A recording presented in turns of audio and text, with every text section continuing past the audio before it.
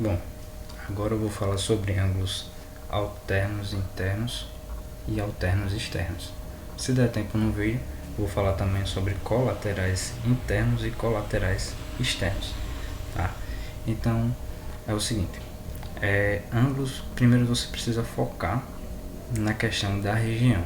Lembrando que nós temos uma única região interna, que é a região entre as paralelas, essa região aqui, e temos as duas regiões externas, que é uma região acima da primeira paralela e a outra região abaixo da segunda paralela. Então, quando se fala em alternos, lembra lá da transversal? Nós temos na transversal o lado direito e o lado esquerdo. Então, quando se falar em alterno, esses dois ângulos eles estarão em lados diferentes da transversal. Lembrando sempre que nós vamos agora relacionar um ângulo que pertence à transversal e à reta paralela de cima e algum ângulo com outro ângulo que pertence agora à mesma transversal, só que com a reta paralela de baixo. A gente não vai comparar ângulo alterno, nem um ângulo correspondente, nem colateral, quando estiverem na mesma aqui, ó, reta transversal e paralela. Sempre vamos comparar um ângulo de uma paralela com o da outra, tá? Então, ângulos alternos internos. Como falei, quando falar em alternos, os ângulos estarão em lados diferentes da transversal. E quando falar alternos internos, é porque esses ângulos estarão na região interna. Quando eu falar ângulo alterno externo, é porque esses dois ângulos estarão na região externa. Então, um exemplo aqui, por exemplo, se eu pegar o ângulo HFG, tá? Ele será um ângulo alterno com quem? Então, alterno externo, tá? Se eu for comparar o alterno externo, então, de cara eu já não posso pegar nem esse ângulo, nem esse ângulo. Por quê? Porque eles estão em região, o que? Interna.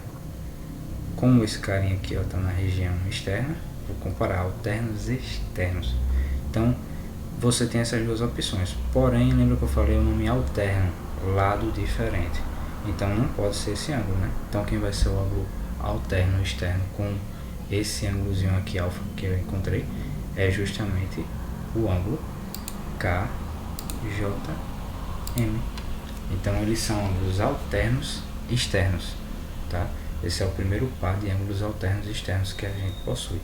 O segundo par é justamente esse aqui, ó. Se você pegar o ângulo G, o ponto G, F, I, formamos esse ângulozinho daqui, ó.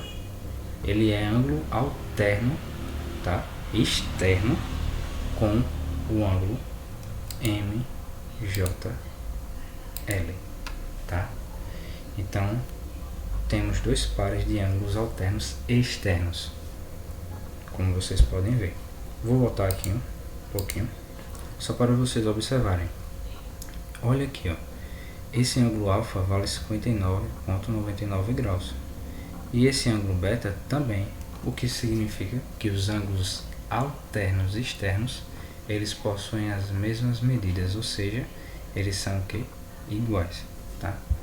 Agora, o ângulo alterno interno.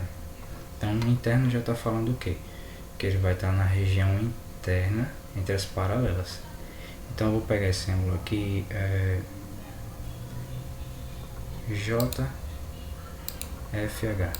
Observe, esse ângulo ele está na região interna. Quem vai ser alterno interno com ele? Alterno interno já está falando, eles estarão em lados opostos e em regiões internas. Então você não pode pegar esse ângulo, né? E nem pode pegar aqui, ó, porque eles estão em região externa. Então, o ângulo alterno interno com alfa será justamente esse ângulo aqui, ó, FJK. Tá? Esse é o primeiro par de ângulos alternos internos. O segundo par, já dá para perceber, né? Será justamente o ângulo IFJ, que é esse ângulo pequenininho aqui, ó, com esse ângulo aqui esse não, porque se você observar, né, é alterno, não dá. Então vamos botar aqui com esse padrão aqui, ó, LJF. Então nós temos esse ângulo com esse outro ângulo. Eles são alternos, estão em lados diferentes da transversal e em regiões internas, tá? Então, pessoal, sobre ângulo alterno interno é isso.